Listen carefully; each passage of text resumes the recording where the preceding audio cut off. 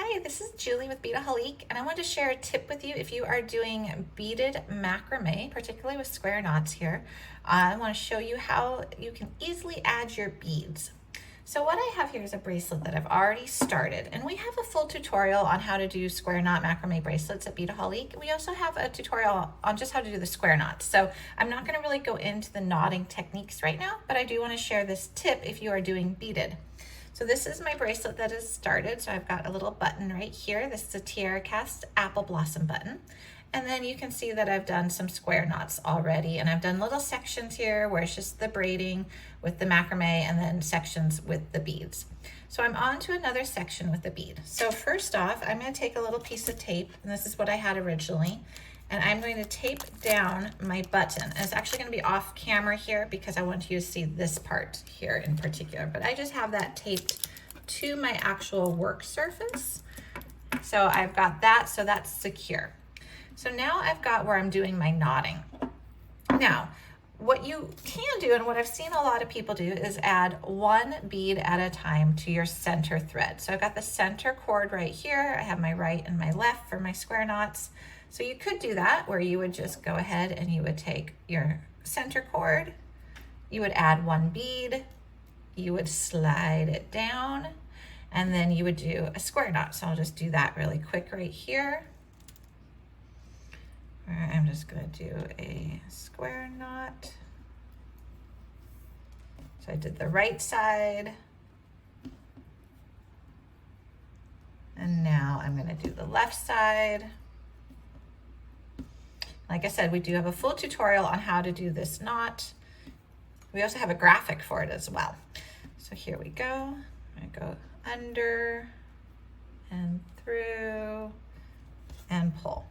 Okay, so two things I don't like about this method of doing it this way is, one, this center cord is pretty loose and is hard to get your tension right, and it kind of flops around. Also, I find it very time consuming to have to keep picking up a bead at a time.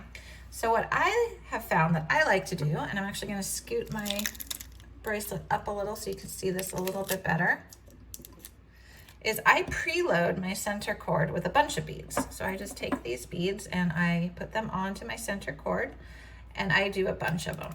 So you could do 10, you could do 20, you could do however many you want. I think I'll just do 5 or 10 for the purpose of the video, so you don't have to see me just loading on beads.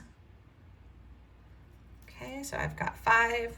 Let's do 10 because I'm actually doing this in segments of 5 for my pattern. So 10 will give me 2 segments. So 1, 2, 3, 4, 5, 6, 7, 3 more. 8, 9, and 10. The last one. Okay, so what I like to do is I take all these beads and I slide them down so that they're up against my work. And then I take another piece of tape and I tape my center cord to my work surface. So you'll see that right at the bottom here. And I would, if I was not doing this on camera, I would give myself a little bit more room. I just want you to be able to see that I've taped the cord. So what that does is it makes this cord nice and stable. So it's going to stay put. So I find that easier to work with. Now I'm going to just take all but one of my beads and slide them down so they rest against that piece of tape. Now I'm going to do another square knot. So same method for the square knot as before.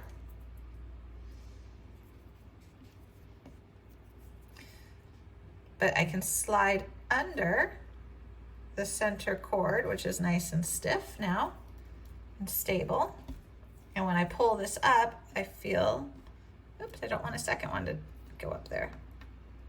There we go.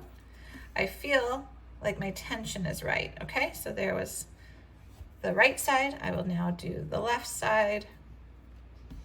And what I actually like to do too is I like to, when I've got my cord that I'm gonna make the knot with, I actually like to make a little loop in it. For some reason, it's easier for me to feed that loop under and through and then just pull it out.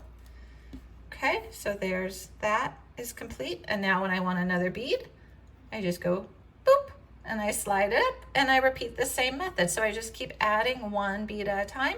And then when I've got my segments for this design where they're not beaded, I just leave all these beads down here hanging out, do my non-beaded section. And then when I'm ready for a bead, I just slide one bead up. So I found this really helps me when I'm doing beaded macrame. Just it keeps it so that I don't have to keep adding just one bead at a time, and I've got the nice center row, which is tight and stiff and easier to work with, at least for me. So I hope you enjoyed this tip, and like I said, we do have full tutorials on making macrame jewelry over at beadaholique.com.